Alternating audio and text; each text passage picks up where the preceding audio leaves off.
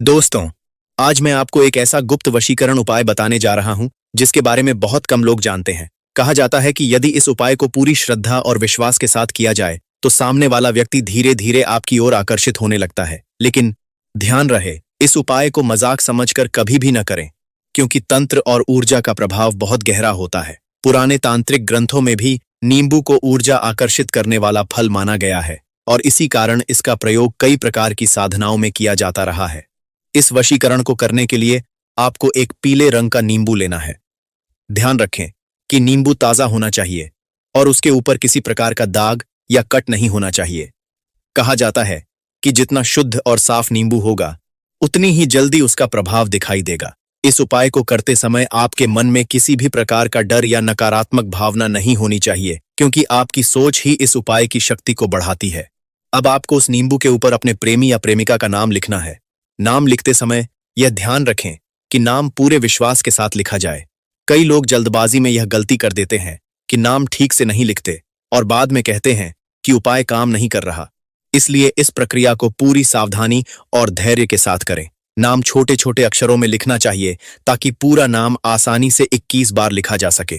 तंत्र शास्त्र में 21 अंक को बेहद प्रभावशाली माना गया है। कहा जाता है कि 21 बार किसी का नाम लिखने से उसकी ऊर्जा उस वस्तु से जुड़ने लगती है। यही कारण है कि इस उपाय में नाम को 1 या 2 बार नहीं, बल्कि पूरे 21 बार लिखने के लिए कहा जाता है। जब आप बार बार किसी व्यक्ति का नाम लिखते हैं तो आपकी मानसिक शक्ति भी उसी व्यक्ति की ओर केंद्रित होने लगती है।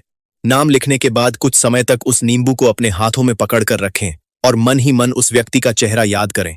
उसकी आंखें, उसकी आवाज, उसकी बातें और उसके साथ बिताए गए पल, सब कुछ अपने मन में स्पष्ट रूप से सोचें। कहा जाता है कि जितनी गहरी आपकी भावना होगी, उतनी जल्दी यह उपाय असर दिखाएगा। यह सिर्फ एक क्रिया नहीं, बल्कि ऊर्जा को केंद्रित करने की प्रक्रिया मानी जाती है। अब आपको एक लोहे की चाकू लेनी है। ध्यान रखें कि चाकू लोहे की ही होनी चाहिए, क्योंकि लोहे को नकारात्मक ऊर्जा को काटने वाला धातु माना जाता है। कई पुराने तांत्रिक उपायों में लोहे का विशेष महत्व बताया गया है। जब आप उस नींबू को काटेंगे तो ऐसा माना जाता है कि आपके और उस व्यक्ति के बीच की दूरी भी धीरे धीरे समाप्त होने लगती है। नींबू को 4 बराबर टुकड़ों में काटना है। इस दौरान किसी से बात नहीं करनी चाहिए और आपका पूरा ध्यान सिर्फ उसी उपाय पर होना चाहिए। कहा जाता है कि अगर बीच में कोई आपको टोक दे या आपका ध्यान भटक जाए तो उपाय की शक्ति कमजोर हो सकती है। इसलिए इस थाने लेकर पड़ी है प्रक्रिया को रात के शांत वातावरण में करना अधिक प्रभावी माना जाता है।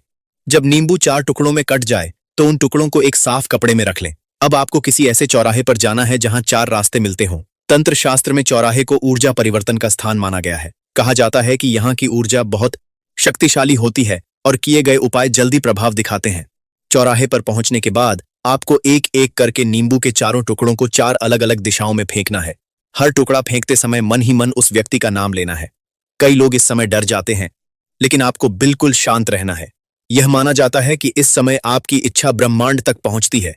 सबसे महत्वपूर्ण बात यह है कि टुकड़े फेंकने के बाद पीछे मुड़कर नहीं देखना है। चाहे कोई आवाज आए, चाहे कोई आपको पुकारे, लेकिन आपको सीधे अपने घर की ओर लौटना है। पुराने तांत्रिक कहते हैं कि पीछे मुड़कर देखने से उपाय की ऊर्जा वहीं रुक जाती है और उसका प्रभाव अधूरा रह जाता है। इसलिए इस नियम का पालन करना बहुत जरूरी माना गया है।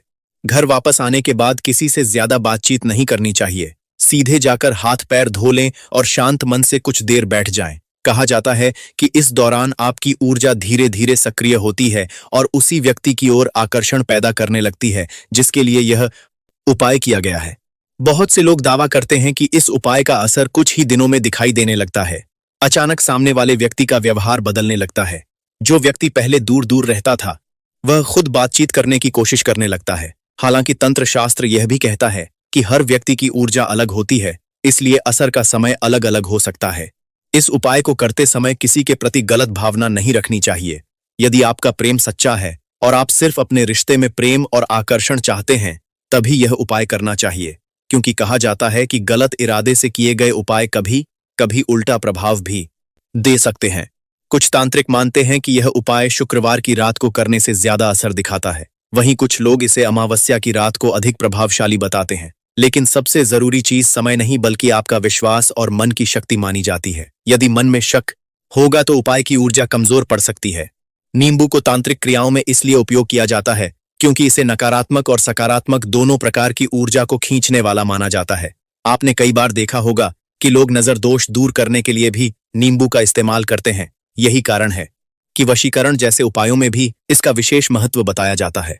कहा जाता है कि जब कोई व्यक्ति पूरी एकाग्रता के साथ किसी उपाय को करता है तो उसकी मानसिक ऊर्जा कई गुना बढ़ जाती है। यही मानसिक शक्ति धीरे धीरे सामने वाले व्यक्ति के विचारों को प्रभावित करने लगती है।